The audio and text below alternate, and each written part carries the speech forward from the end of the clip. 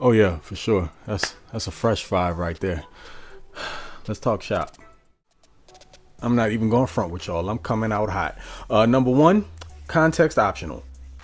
As your self-appointed Chargers truth broker, it is my job to be upfront and honest with y'all about this team. And look, in a land where some would have you think a 5-3 record makes everything Hallmark cards and hugs and kisses, the truth of the matter is all winning records are not created equal. Of the Chargers' opponents thus far have a combined record of 13-27. So that 5-3 looks a little suspect in the light now, doesn't it? When you think about it that way. And I'm not trying to be a Debbie Downer, rain on anybody's parade, but let's just be honest. Once the Chargers start playing real legitimate competition, and that starts this week against the Niners, I don't care what that 4-4 record says, they are a better team than that. Then we start finding out a lot about what the team is working with. We understand all the injuries. Those chickens may come home to roost this week, but if they don't, then they might be cooking with a little bit of gas, and something to be optimistic about looking forward as guys start recovering and coming back in the coming weeks. So just wanted to get that off of my chest to get this jumped off. Number two, Shane's time to shine. This would be the perfect week for Shane Day to become more than just Justin Herbert's quarterback coach and arguably his biggest fan on planet Earth. Maybe even more so than his own parents. Did y'all see that grown man jump in Justin Herbert's arms? Like fully propel himself into Herbert and wrap his legs around him?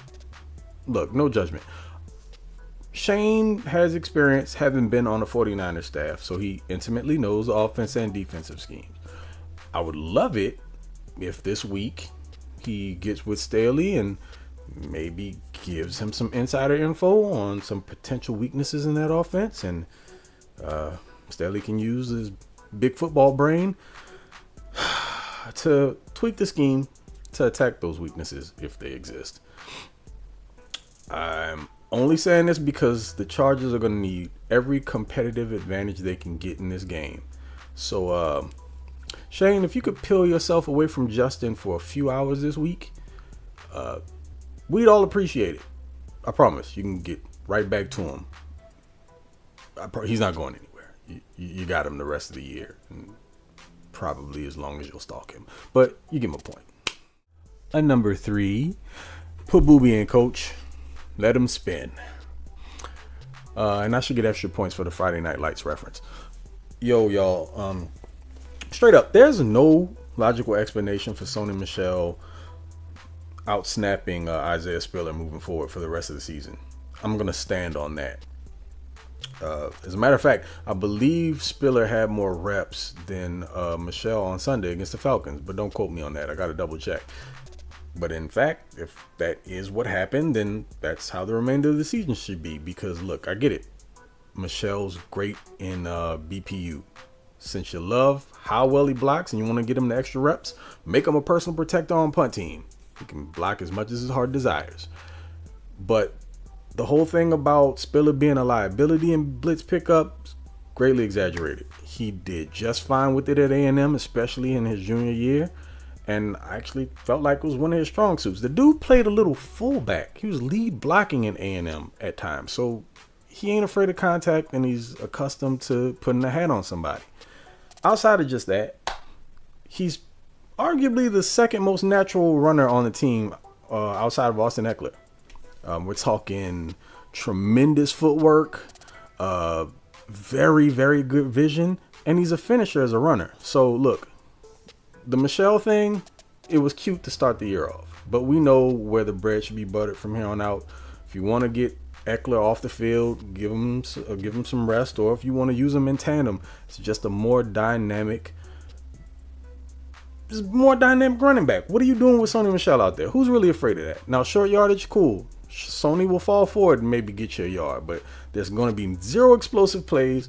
And as a receiver, look, we've seen enough of that. I'm not looking to see another ball clink off that man's hands. It's to the point to where it's embarrassing. Stop it.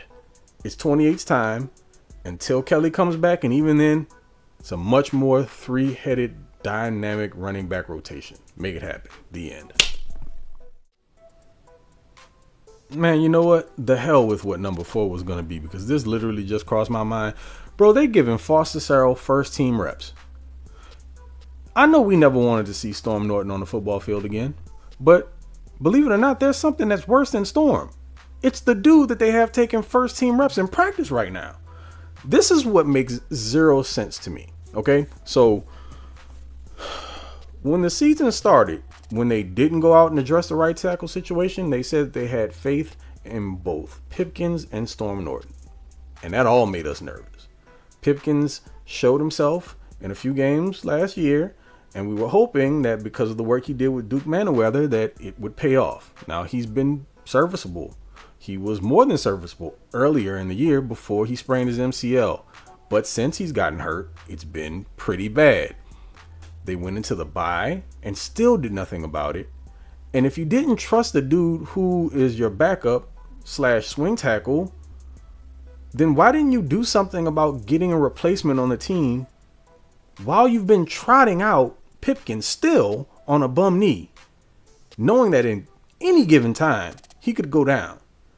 And you don't trust the dude that you have backing him up, so much so that you've gone beyond him to a dude that's technically worse. But I guess you feel like he couldn't be much worse, which is why you're thinking about possibly starting him on Sunday. Oh, Lord, this just screwed my whole line of thinking up. Listen, that changes everything. As far as Justin Herbert is concerned, forget any 5 to 7 step drops, because that's going to be Nick Bosa on that side. And yeah, I don't need to say anything else about that. We know what comes with that type of smoke. They're going to have to get Herbert on the move. Hopefully the ribs feel much better. He looked much better last week. So he might have to do a little bit of running. Still don't feel super comfortable about that, because he doesn't seem like he's as confident a runner as he was maybe his rookie year. Just, I don't know. Something looks off about that.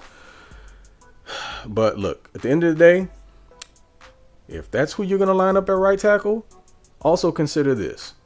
We're talking about having to get the ball out faster. This week, you are not playing against the Atlanta Falcons' number 3 and number 4 corners. Take that into account as well. Oh, God. All right, let's round this thing out. Number 5, Jimmy Givey. Jimmy Throw Picky. Mr. Garoppolo, look, you handsome bastard. I don't care if you do look like a young George Clooney. It doesn't help you on the football field. What I do know about you is that you're a giver, especially in the clutch. And what I'm hoping is that you're in the Christmas spirit a little earlier this year. You toss us a couple. Now look, can we depend on that? Nah. Although he will give an opportunity, at least 1 or 2 in the game. It'll happen. You can count on it. Set your clock to it. But just like any other quarterback in the NFL, if you give them enough time, they'll be able to shred you. Chargers are going to come out there in his own defense and only rush 4. Then we know what's going to happen, because all you've got out there rushing is Khalil Mack. And if he's lined up against Trent Williams, it's going to be a long day for 52. So hopefully they move him around a bit. But McGlinchey isn't a scrub. Not a total scrub, but I mean, he definitely ain't Trent. They're going to have to manufacture pressure somehow. They're not going to consistently get home with 4. They're going to have to blitz Drew Tranquill as they've done in weeks prior, and find a way to heat Jimmy up early and often. Because the one thing that he hates doing is being knocked off his spot. Jimmy doesn't like to move. He's not the least mobile dude or QB in the league, but he's not someone who you want to depend on to throw the ball on the run consistently. So what you got to do is force him out of the pocket. So I don't know, dog. They don't want to play JT Woods. They just don't. This would be a really good week to try it out, because I would have Derwin all over the box, coming from both edges up the middle in tandem with Drew Tranquill. I would only have Kenneth Murray on the field in blitzing situations. Do not want him in coverage at all, and I don't want him having to read against the run, because we know how that works. But anyway, as I was saying, this is about Jimmy. You got to get to him. At least make him nervous. Because once he starts seeing ghosts, he'll just start handing that thing off to anybody. Doesn't matter what color your jersey is. You'll get a chance at it.